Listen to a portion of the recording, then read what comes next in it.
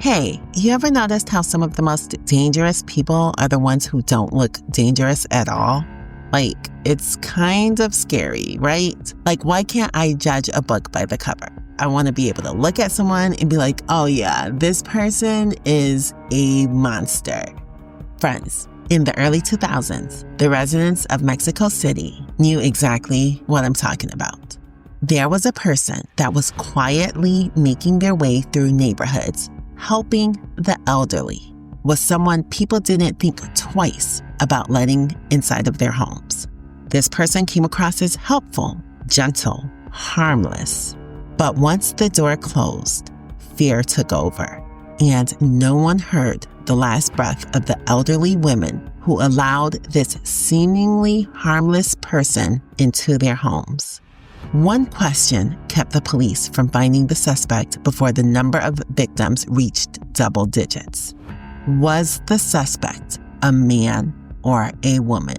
And as years passed, the city would eventually realize they were dealing with their first female serial killer. Her name is Juana Barraza, and this is her story. Juana Dayanara Barraza Sampaio was born on December 27, 1957 in Hidalgo, Mexico, to Trinidad Barraza Avila and Justa Sampaio. Her mother, Justa, was only 13 years old when she gave birth to Juana. And because Juana's father, Trinidad, was a truck driver who was often gone for long periods of a time, Justa decided that enough was enough, and she ended their relationship while Juana was still an infant. This prevented Juana from ever knowing who her biological father was.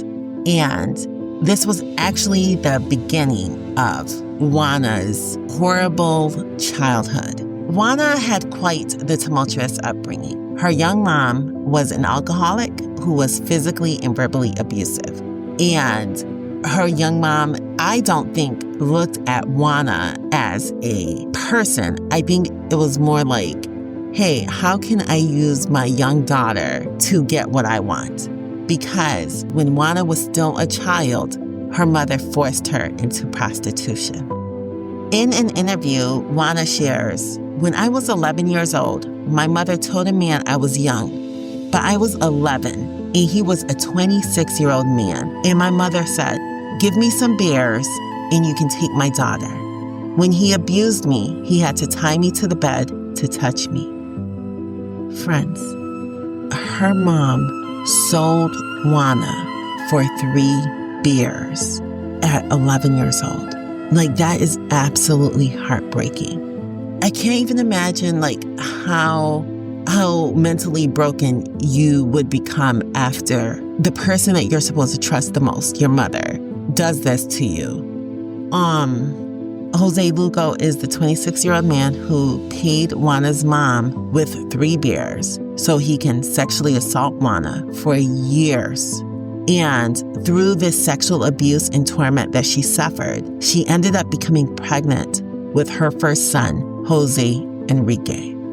My heart absolutely breaks for her. And I hope later in life they ended up finding this Jose Lugo guy and putting him behind bars, because God knows how many times he's done this. I'm pretty sure Juana was not his first sexual assault victim. So, after Juana had her baby, one article said that Juana finally ran away from Jose Lugo's house, which included jumping over a fence with her baby boy in her arms. Another article said that Juana's uncles found her after her drunken mother finally confessed 3 years later that Juana was with an older man. Yes, friends, Juana was a sex slave for Jose for 3 freaking years. I don't know which one was true. I don't know if Juana ran away or if her uncles finally found out where she was and came to rescue her. But one thing's for sure, she did get out of that situation 3 years later. Unfortunately, she was never able to receive the mental help that she needed after this horrific experience. Every article that I read did say that once she was out of Jose's house, she had no choice but to return to her stepfather's house, where her mother also resided. I can't imagine the tension that was brewing once Juana walked back in, because it's like, screw you, Mom, I can never, ever trust you. I cannot believe that you were so evil to give me up for 3 beers. Honestly, the mom should have just never done it. There's no amount of money where I would be like, oh yeah, you know what? Like, I understand why she did that. No, like, why didn't she sell herself? If you need the beer so badly, why not just sell yourself instead of selling your innocent child? But, I don't know. So, back at home, the tension between her and her mother was high, and the two of them refused to speak to each other, although her mother did help her with the baby. Honestly, I don't blame Juana, but the mom should have been on her hands and knees begging for her daughter's forgiveness and doing everything she could to try to make this current situation better for her daughter. But I don't know, the mom is something else. So, when Juana was 18 years old, her mom ended up dying of cirrhosis of the liver. And everyone says that the only emotion Juana had was the hatred that she felt for her mother. Even all those years later, she was still like, no, bitch, I still hate you. Excuse my language. But honestly, I'm pretty sure that's what she said, but in Spanish. So, poor Juana's tumultuous life continued from youth into adulthood. And at the age of 23, she married into one abusive relationship. And then she was like, you know what? I can't divorce you yet, but I am sick and tired of your abuse. I'm going to go find me a boyfriend. Lo and behold, her boyfriend was also abusive. This woman just has like the worst luck. I feel absolutely terrible for her because it's like, is this really bad luck or is this like pre-karma? Is pre-karma even a thing? I don't know, but my heart does break for the young Juana before she becomes a serial killer, because it's like, dude, from the day you were born, it's just one bad thing after another. It's really sad. It's really heartbreaking. So, things don't get better for Juana, and in 1998, her first son, Jose Enrique, who was 24 years old, was killed in a street fight. Friends, Jose Enrique is the son that she had with her abuser, Jose Lugo, and she said that his death was the saddest moment of her life. A few years later, at the age of 30, Juana became a semi-professional wrestler, or a luchadora, in order to express her anger and the violence that hid deep inside of her.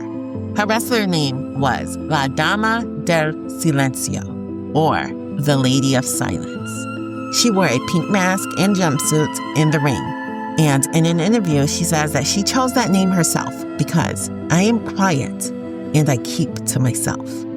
Friends, she thrived as a wrestler, and she chose to be the bad guy.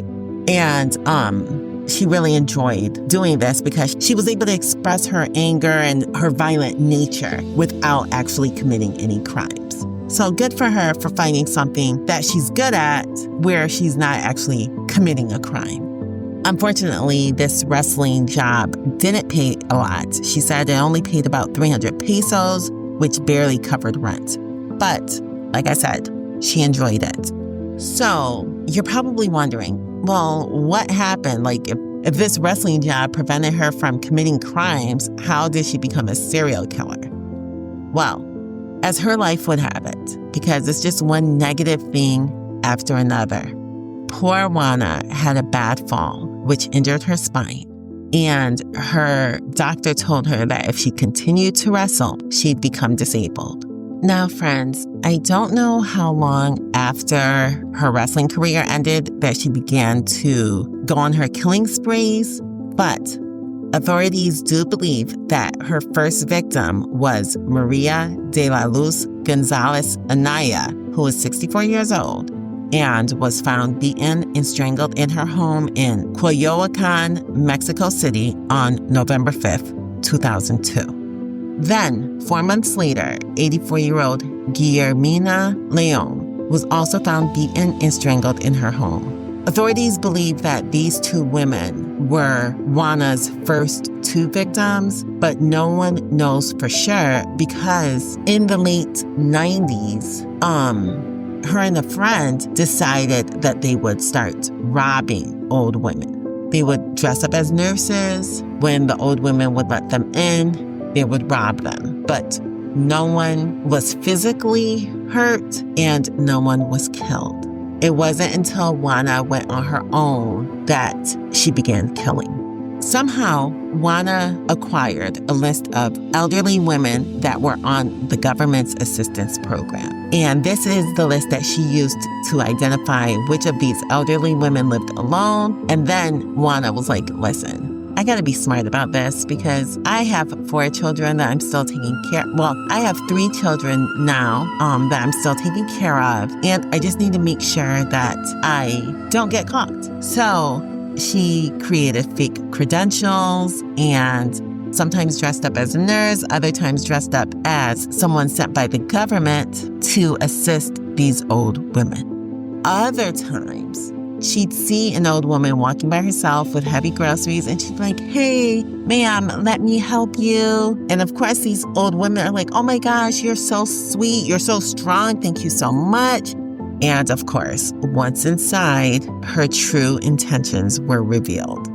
And you know what this reminds me of? This reminds me of the wolf from Little Red Riding Hood. He's acting like this sweet old grandmother just to trick Little Red Riding Hood. And then once she's inside, he's like, hey, here's my sharp teeth. I'm going to attack you now. And that's what she was like. She came across as a very sweet woman. But she's like, no, my true intentions are very evil. And I'm not thinking about your friends or your family that's going to miss you. Your life's over. So, once inside their homes, Juana would pick a weapon of her choosing to always strangle these women to death. Juana apparently went on to murder as many as 46 elderly women, and this murder spree caused the locals to give her the nickname La Mataviejitas, which translates to the little old lady killer. So, if you're like me, you're probably wondering, why did it get to such a high number before Juana or La Mataviejitas was caught, right? Like 46 women? That's insane. That's such a high number. Well, friends, the Mexican authorities never thought, it never even crossed their mind that a woman would be capable of killing sweet, innocent old ladies. I mean, it is pretty unheard of, for sure, but you can't just say this is definitely a crime a man would do because you don't know. But the Mexican authorities were like, no, there's no way. Like, we know our women. There's no way our women would do this. And at the time, there were criminologists that reviewed the case. And they thought that the killer was most likely a man with a confused sexual identity who had been abused as a child by an elderly relative. So the authorities were like, you know what? Yeah, that makes sense. That's who we need to look for. The criminologists also felt that the killing of these elderly women were a way of channeling their resentment toward innocent victims who stood in for the person who had abused them. This part is definitely correct because this sounds like what Juana was doing by killing these old women. So as the number of victims increased, the police began interviewing witnesses who said that they last saw the victims with a man who had short blonde hair hours before their deaths. Some witnesses said, oh yeah, we saw the victims with a stocky-built man wearing women's clothing. So these descriptions led authorities to believe that the criminologists were correct. And in October 2005, the police began arresting numerous transgender sex workers in hopes that one of their fingerprints would match the prints they found at the crime scenes. Of course, none of the prints matched. So the search continued. Finally, on January 25th, 2006, the police got the big break they've been waiting for. Juana was leaving the home of 89-year-old Ana Maria de los Reyes Alfaro, who she had stabbed and strangled. Ana Maria's tenant, Joel Lopez, got out of work early, so he did what most of us would do. He went home, and when he got to the house, he saw that the front door was open. So he called for his friend/landlord, Ana Maria. When she didn't answer, he did this whistle code that they have, and it's from a Mexican song that they both enjoy listening to. Still, there was no answer. So Joel went inside, and when he reached the living room, he froze. His friend, Ana Maria, was lying on the floor, and around her neck was the wire of a stethoscope. Joel, still in shock, he didn't react when he saw a robust woman dressed in a red coat looking at him from the other end of the room. He remained paralyzed as he watched her walk towards the door and into the street. Finally, he managed to move and went after her. He saw her about 50 meters away, which is about the length of half of a football field. And, she's just walking away because she's like, another one under my belt. I'm good. But Joel was like, catch that woman. She attacked Ana Maria. And 2 police officers heard him. And without hesitation, they ran towards Juana and tried to tackle her down. But because she's so strong, they had some difficulty, but they were finally able to subdue the 49-year-old killer, La Mataviejitas. On Juana's person, she had a list of names and addresses of elderly women, a stethoscope, and a fake social worker ID. She also later admitted that she had dressed as a nurse or a social worker and befriended her victims before gaining entrance into their homes. She strangled them with her stockings, with phone cables or phone cords, and other items. Prosecutors said that 10 fingerprints were taken from multiple crime scenes, and all of the fingerprints matched Juana's. But Juana is like, no, I only killed one old lady, not the others. It isn't right to pin the others on me. Juana, come on now. The crime stopped after you were captured, so there's no point of denying it, Juana. But she denied it all the way up until her trial date. So, while the police suspect her of up to 48 murders, the exact order of all victims was difficult to determine due to the long time frame and lack of definitive evidence for all of the cases. Friends, because there's so many victims, I am not going to go through all of their names, but if you're watching the video on YouTube or on Spotify, you will see that I do list the names of the women and the dates that they were killed. It's just too much for me to read off each name. But I didn't want to leave here without attributing something to them. It's a very sad situation. So, with the evidence that the police collected, they were able to charge Juana Barraza with 16 different murders. And on March 31st, 2008, Juana Barraza, La Mataviejitas, was convicted and sentenced to 759 years in prison. She is currently serving her sentence at the Santa Marta de Acatitla prison in Mexico City. When she was sentenced, she was 50 years old and she'll be behind bars for the rest of her life. But friends, her story does not end there. She is living her best life in prison, which really makes me upset because she didn't just steal. She brutally murdered innocent people. And now that she's behind bars, this is probably the best that her life has been. She works as a gym instructor at the prison, and she also sells tacos to other inmates. It sounds like she finally found something that she's good at. It seems like she may have found some peace, which sucks because what about the peace for the victims' families and friends? They'll never experience the same peace again. And to top it off, friends, after 9 years behind bars, Juana Barraza found love. Her husband won her heart through a series of love letters expressing his love for her. And this man, Miguel Angel, was a 74-year-old convict who was also serving a murder sentence in the men's section of Santa Marta Agatita prison, where Juana was also confined. Juana Barraza and Miguel Angel were married for about a year before Juana was like, yeah, this isn't working for me, and asked for a divorce.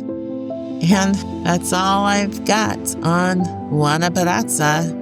To be honest, this episode was a bit of an emotional roller coaster for me because it's hard for me to sympathize with a serial killer. But her life prior to killing was extremely sad and tragic. And then, of course, I sympathize with the victims and with their family and their friends. They were mothers, grandmothers, aunts, and sisters, women who deserved peace in their final years, not fear in their final moments. Friends, this is a reminder that sometimes the most terrifying evil isn't the monster in the dark. It's the evil that walks right through the front door and smiles.